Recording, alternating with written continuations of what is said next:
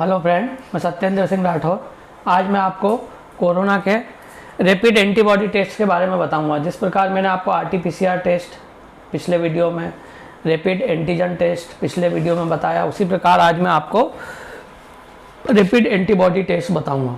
जैसे पिछले वीडियो में मैंने बता दिया कि किस प्रकार एंटीजन और एंटीबॉडी की प्रतिक्रिया होती है और शरीर के अंदर क्या होती है, रोग प्रतिरोधक क्षमता हमारी उत्पन्न होती है। अर्थात कोई फॉरेन पार्टिकल जब भी शरीर में जाता है तो WBC उसके अगेंस्ट क्या बनाती है, एंटीबॉडी बनाती है ब्लड में, और उस फॉरेन पार्टिकल को क्या करती है, मारती है और हमारी बीमारियों से क्या करती है, रक्षा करती है। जो फॉरेन पार्टिकल है वो एंटीजन कहलाता है और WBC उसके अगेंस्ट एंटीबॉडी या बॉडीगार्ड हमारा एक प्रकार से बनाती है।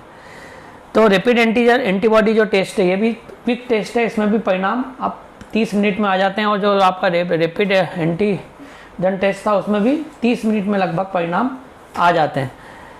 जो रैपिड एंटीबॉडी टेस्ट होता है, ये जो टेस्ट होता है, जैसे कोरोना के जितने भी टेस्ट हैं, आरटी-पीसीआर टेस्ट है या रैपिड एंटीजन टेस्ट है, उसमें स्वाब लिया जाता है, नाक या गले का।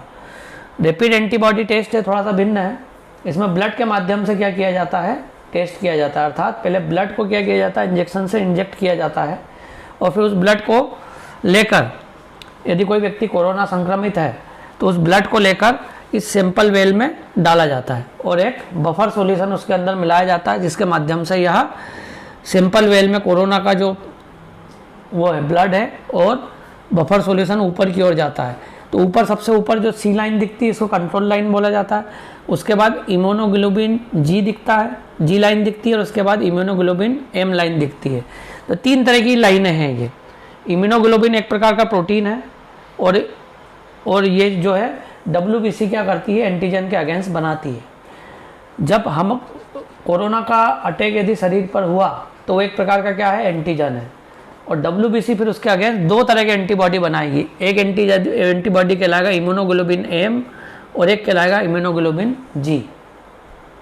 जब प्रारंभिक अवस्था में, इनिशियल स्टेज में WBC इम्यूनोग्लोबिन एम बनाती है, और जब शरीर पूरी तरीके से सिक्योर हो जाता है किसके प्रति, कोरोना से लड़ने के लिए, तो जो पूर्ण रूप से जब एंटीबॉडी बन जाती है तो वो क्या कहलाती है, इम्यूनोग्लोबिन जी कहलाती है। तो ये इस तरीके से पूरा ये स्ट्रिप में ऐसे इंडिकेशन आपके होते हैं 3 तरीके के। एक होती है सी लाइन। सी लाइन का कोई मतलब नहीं है, सी लाइन अर्थात बफर सॉल्यूशन यदि ऊपर तक चला गया तो सी लाइन क्या होती है, आपको डिडक्ट होना ही चाहिए। सी लाइन जब तक डिडक्ट नहीं होगी जब तक ये टेस्ट सफल नहीं माना जाएगा।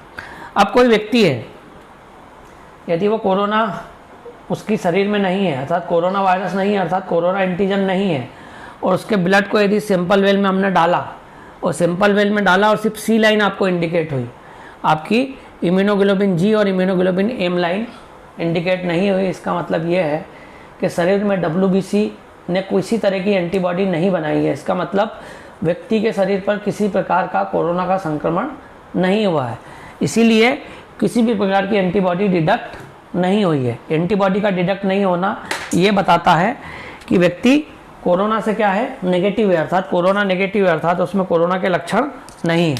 तो ये देखिए, आप यहाँ पे सैंपल वेल में डाला, फर्स्ट स्टेज थी, यहाँ पे ना तो IgM इंडिकेट हुआ ना ही IgG इंडिकेट हुआ, अर्थात यह व्यक्ति क्या होगा, कोरोना से आपका नेगेटिव होगा, कोरोना नेगेटिव कहलाएगा ये व्यक्ति।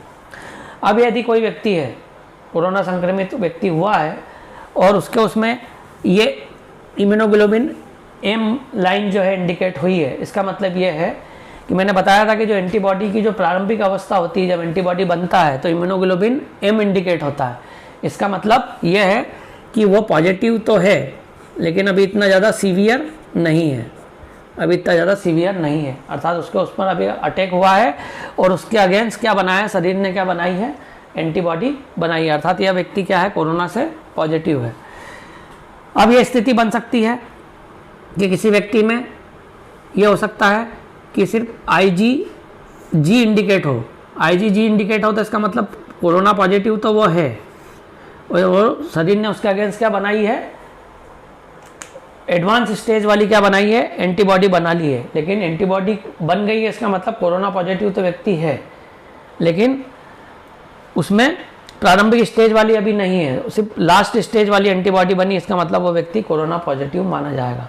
और कोई व्यक्ति है जिसमें एम भी आ रहा है और जी भी आ रहा है, इसका मतलब ये हो रहा है कि वो व्यक्ति रिकवर कर रहा है, कोरोना से क्या कर रहा है, रिकवर कर रहा है, अर्थात उसमें दोनों प्रारंभिक स्टेज वाली भी है और लास्ट स्टेज वाली एंटीबॉडी भी है।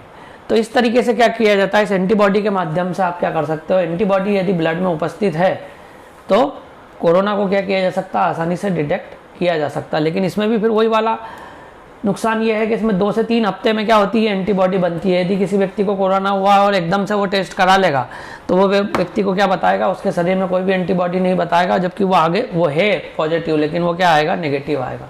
इसलिए RT-PCR टेस्ट करने की सलाह दी जाती है। यदि कोई व्यक्ति रैपिड एंटीबॉडी टेस्ट में नेगेटिव आता है तो उसे डॉक्टर सलाह देते हैं कि RT-PCR टेस्ट वो करवा ले, और यदि पॉजिटिव आता है तो फिर तो कोई दिक्कत नहीं। पॉजिटिव में भी 3 तरह की अवस्था है, एक प्रारंभिक अवस्था है जिसमें एंटीबॉडी बने हैं, एक लास्ट स्टेज वाली एंटीबॉडी बनी है, और इसमें दोनों तरह की गई है, अर्थात वो रिकवर भी हो रहा है। तो यदि पॉजिटिव आता है तो कोई दिक्कत नहीं है, लेकिन नेगेटिव आता है इस स्टेज से तो डॉक्टर सलाह देते हैं कि उसको RT-PCR टेस्ट करा लेना चाहिए। तो इसमें थोड़ा सा यही ड्रॉबैक है कि 2 से 3 हफ्ते का समय लगता है शरीर को एंटीबॉडी बनाने में कोरोना के आक्रमण के बाद। तो सही समय पर यदि ये टेस्ट कराया जाए थोड़े दिनों बाद तो सही परिणाम आते हैं। एकदम से तुरंत में यदि इस टेस्ट को कराया जाएगा तो इसके परिणाम सटीक प्राप्त नहीं होते। तो इस प्रकार मैंने आपको बताया कि RT-PCR test, rapid antigen test और रैपिड एंटीबॉडी टेस्ट, तीनों ही टेस्ट में सबसे बेसिक अंतर यह है कि RT-PCR टेस्ट जो था और रैपिड एंटीजन जो टेस्ट था वो नाक और बलगम के माध्यम से किया जाता है, जबकि रैपिड एंटीबॉडी टेस्ट है वो ब्लड के माध्यम से किया जाता है। ब्लड में मौजूद जो WBC है, और WBC ने यदि एंटीबॉडी बनाई तो उसको इंडिकेट करता है। 2 तरह की एंटीबॉडी बनाता है, GGM और IgG। तो इस तरीके से आप क्या कर सकते हो, इस रैपिड एंटीबॉडी टेस्ट के माध्यम से भी क्या कर सकते हैं, कोरोना को पता लगाया जाता है। तो आज का लेक्चर यहीं समाप्त होता है। अगले लेक्चर में फिर नई जानकारी के साथ उपस्थित होंगे। धन्यवाद।